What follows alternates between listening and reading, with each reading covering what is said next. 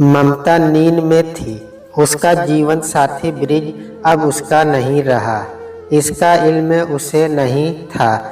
आज़ाद जीवन प्यारा था उसे।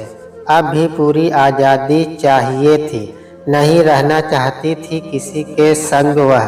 फ़ोन की घंटी बज रही है। उठो, सुबह का समय है। सर्दी के दिन में इस समय गरम गरम रजाई से निकलकर फ़ोन उठाना एक आफत का काम है। मोबाइल में सिग्नल नदारद रहते हैं। तब पुराना लैंडलाइन फ़ोन ही काम आता है। पति को सोता देखकर झल्लाती हुई ममता को ही उठकर फ़ोन उठाना पड़ा। हालांकि ममता को मालूम था आज रविवार की सुबह बच्चों का ही फ़ोन होगा, लेकिन किसका होगा यह तो फ़ोन उठाने पर ही मालूम होगा।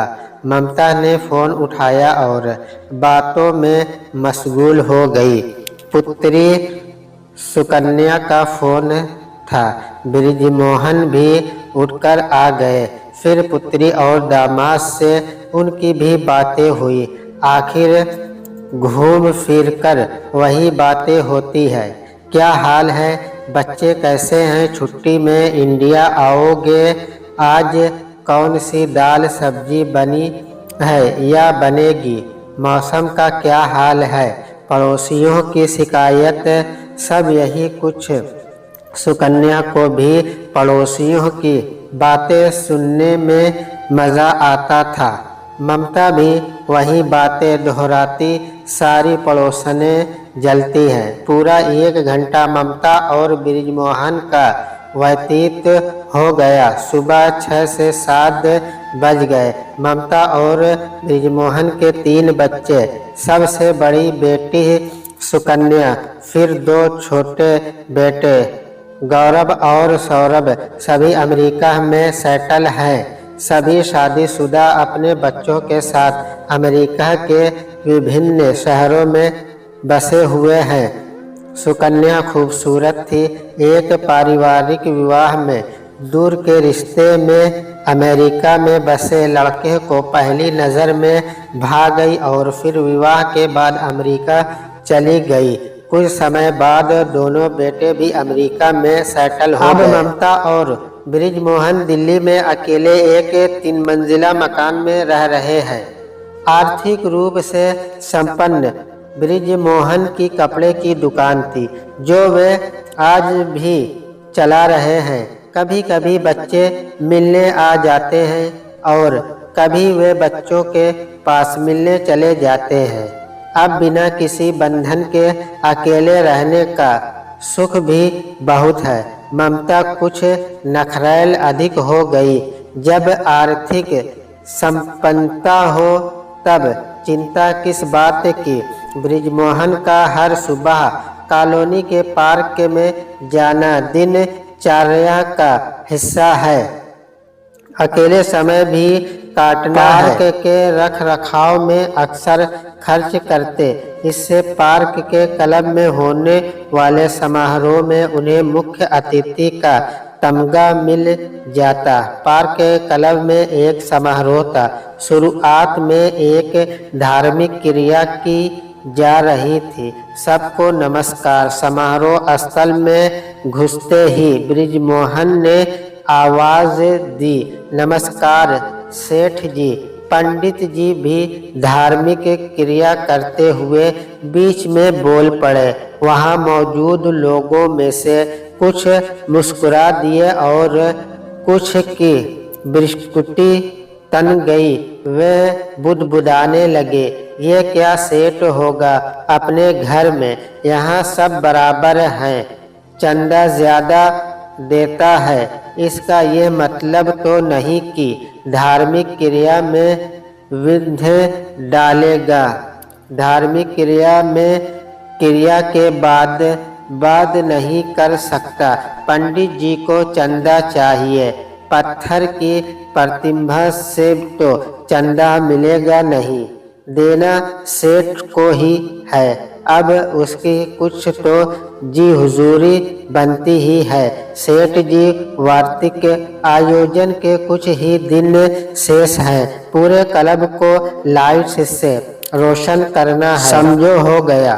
पंडित जी, लाइट्स मेरी तरफ से।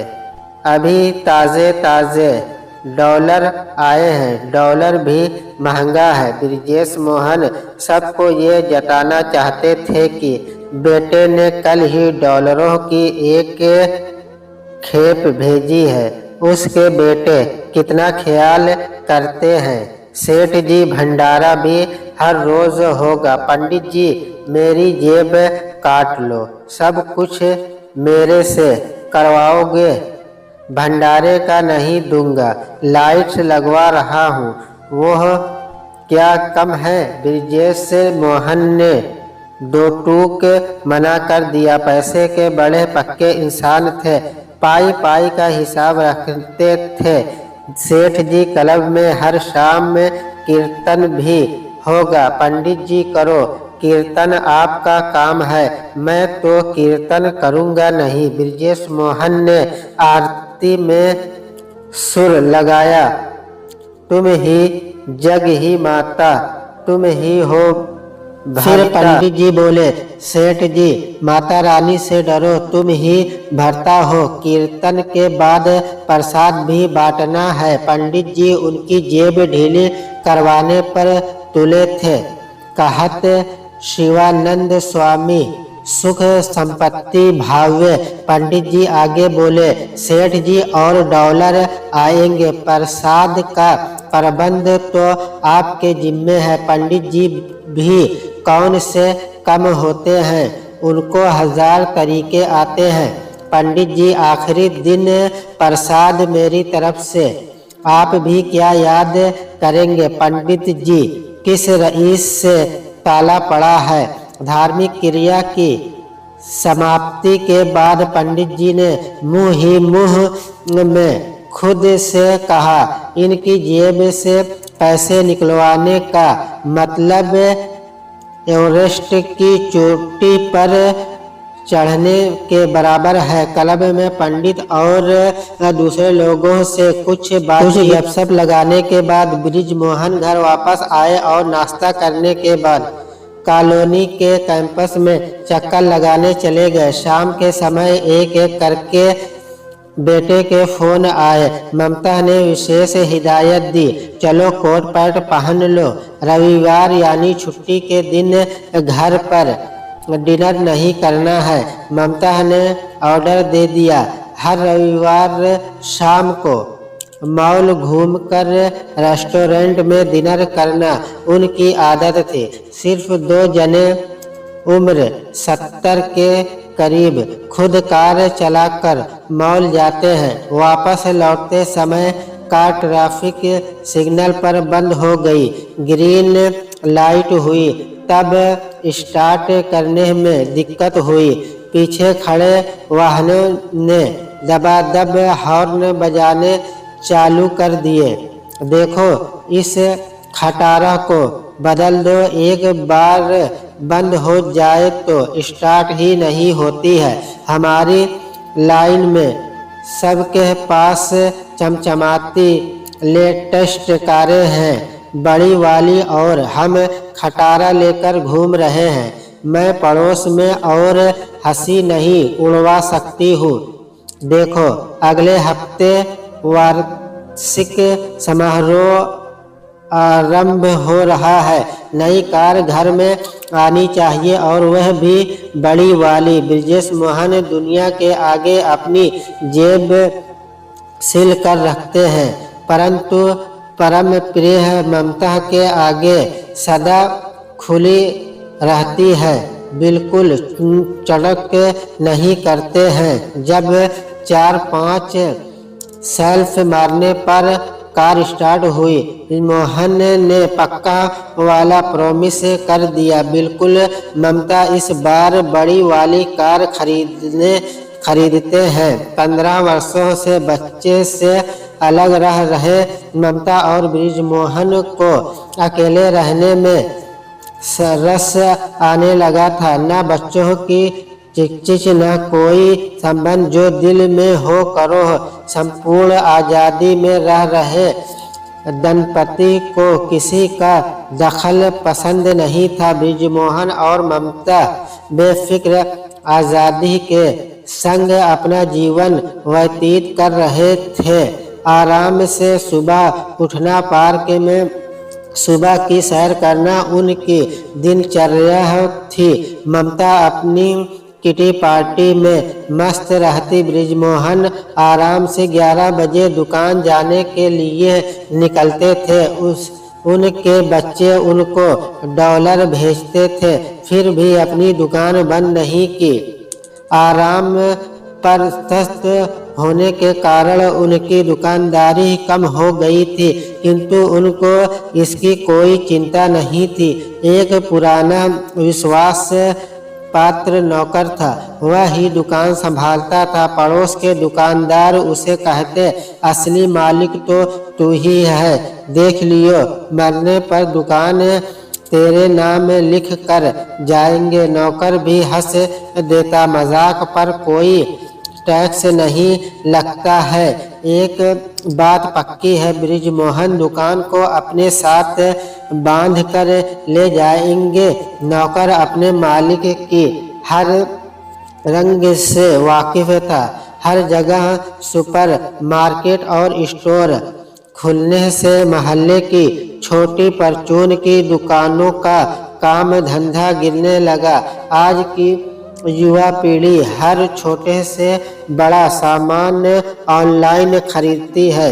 ऊपर से इन सुपर स्टोर्स ने छोटी दुकानों का धंधा लगभग चौपट ही कर दिया है। इसी कारण बृजमोहन ने मकान के करीब एक परचून की दुकान बंद हो गई। एक शाम बृजमोहन अपनी दुकान से वापस लौटे तो उस परचून के मालिक ने बृजमोहन को लपक कर पकड़ लिया। सेठ जी नमस्कार। नमस्कार, तू ठीक है? तूने दुकान बंद क्यों कर रखी है? पहले तो रात के 10 बजे तक दुकान खोलता था, अब क्या बताऊं सेठ जी, इन ऑनलाइन और सुपर स्टोर की वजह से धंधा चौपट हो गया। दुकान बंद कर दी है। सारा स्टॉक खरीद रेट पर बेच रहा हूँ, खरीद लो, आपका फायदा ही सोच रहा हूँ। बृजमोहन ने सस्ते में 2 महीने का राशन खरीद लिया। ममता राशन समेटने में लग गई। किसने कहा था उसकी ही दुकान खरीद लो, 2 महीने का राशन जमा हो गया है। हम 2 जने हैं, हमारे से अधिक तो चूहे खा जाएंगे। असली मौज तो उनकी लगेगी। ममता ने तुनक कर कहा, हे अर्धांगिनी, आधे दाम पर सारा सामान खरीदा है, थोड़ा चूहा खा भी जाएंगे तब भी शुद्ध लाभ ही होगा। खाने दो चूहों को, अब क्या करें, ऐसा सौदा हर रोज नहीं मिलता। हम 2 जने हैं, कितना खाएंगे, चूहों की मौज रहेगी। ममता बृजमोहन की कंजूसी पर परेशान रहती थी। जब डॉलर बच्चे भेजते हैं तब आराम से बुढ़ापे में ऐश से रहे। इसी कारण ममता टोका टाकी करती थी, जिससे बृजमोहन परेशान हो जाता। सस्ता राशन खरीद कर बृजमोहन अपनी ताल खुद ठोक रहा था। उधर ममता इस बात पर परेशान थी कि काम वाली बाई 2 दिनों से नहीं आ रही है। सारा राशन कौन संभालेगा, किसी नए नौकर को घर में कैसे घुसा ले। खैर काम वाली बाई 2 दिनों की छुट्टी बोल गई।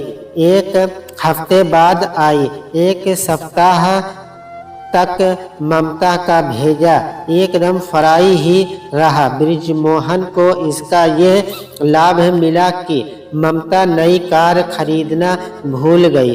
बच्चों से फोन पर बात करके ममता का भेजा खुश हो गया, वह कुशल मंगल है। इधर अपनी कामवाली बाई का नहीं आया, वह भूल सी गई।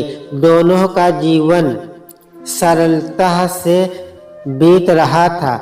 दिन बीतते गए, लेकिन उम्र का तगाजा था। जो कभी नहीं सोचा था वह हो गया। एक रात नींद में बृजमोहन को बेचैनी महसूस हुई और इससे पहले वे सास लेटी ममता को हाथ लगाते या फिर आवाज देकर पुकारते उनकी जीवन लीला समाप्त हो गई। थोड़ी नींद खुली, थोड़ी तड़पन हुई और फिर जीवन साथी को छोड़ दूसरे लोक की सैर को निकल पड़े।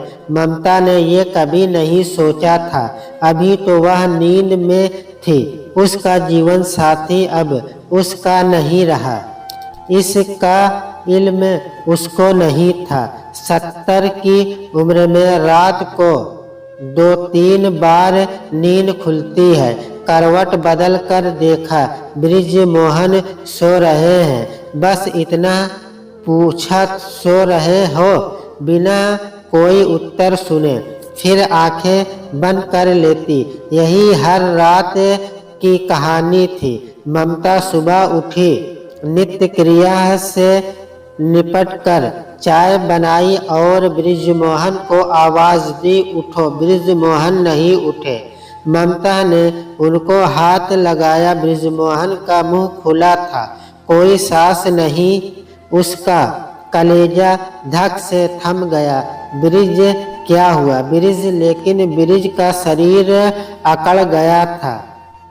बदहवास ममता घर से बाहर आई और पड़ोस का दरवाजा खटखटाया।